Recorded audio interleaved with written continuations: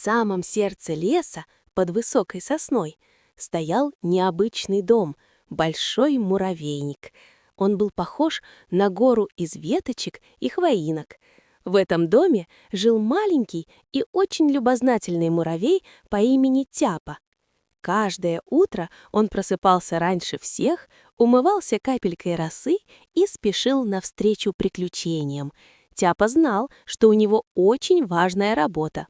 Возле входа в муравейник Тяпа встретил своего лучшего друга, муравья по имени Мика.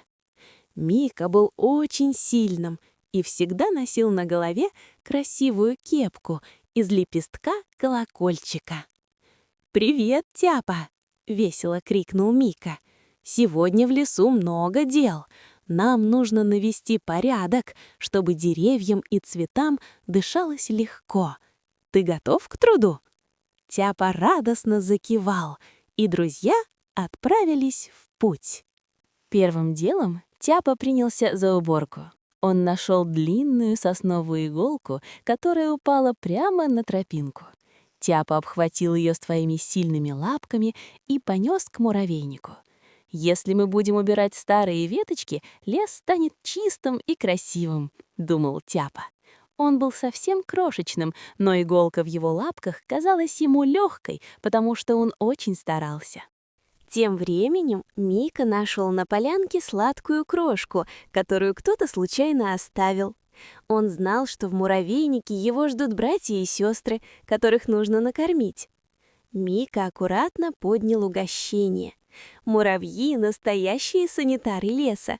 Они следят, чтобы ни одна крошка не пропала зря. Мика весело шагал по мху, напевая добрую песенку о лесе.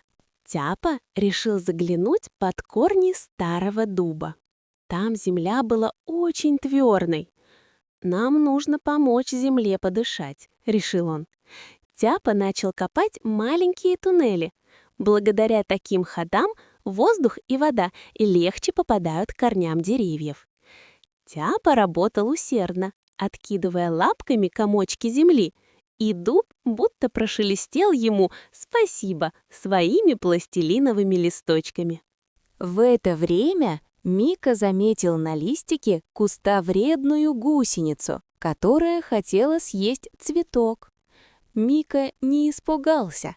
Он вежливо объяснил гусенице, что лес нужно беречь. Муравьи защищают растения от тех, кто хочет их обидеть. Мика стоял на страже порядка, и вскоре гусеница решила поискать еду в другом месте, подальше от красивых цветов. Тяпа нашел маленькое семечко лесного цветка. Он знал, что если отнести его подальше, то в следующем году там вырастет новый цветок. Тяпа бережно взял семечко и понес его на солнечную полянку. Муравьи помогают лесу расти, разбрасывая семена в разные уголки. Так лесная сказка становится еще ярче и зеленее. Вдруг небо потемнело, и на лес упали первые капли дождя. «Скорее домой!» — крикнул Микки, догоняя Тяпу. Друзья побежали по тропинке, перепрыгивая через огромные лужи, которые для маленьких муравьев казались целыми океанами. Они помогали друг другу, где-то Мика подсаживал Тяпу, а где-то Тяпа указывал верную дорогу через густую траву. Наконец они добрались до родного муравейника. Внутри было тепло, сухо и очень уютно.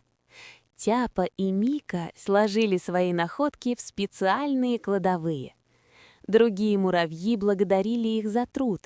Друзья уселись в круг вместе с остальной семьей и начали рассказывать о том, как много полезного они сегодня сделали для своего любимого леса.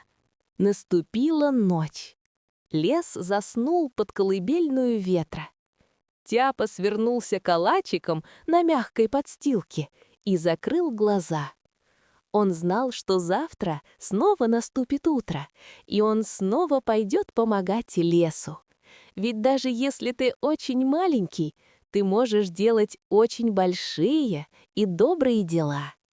Спи сладко, маленький помощник. Лес скажет тебе спасибо.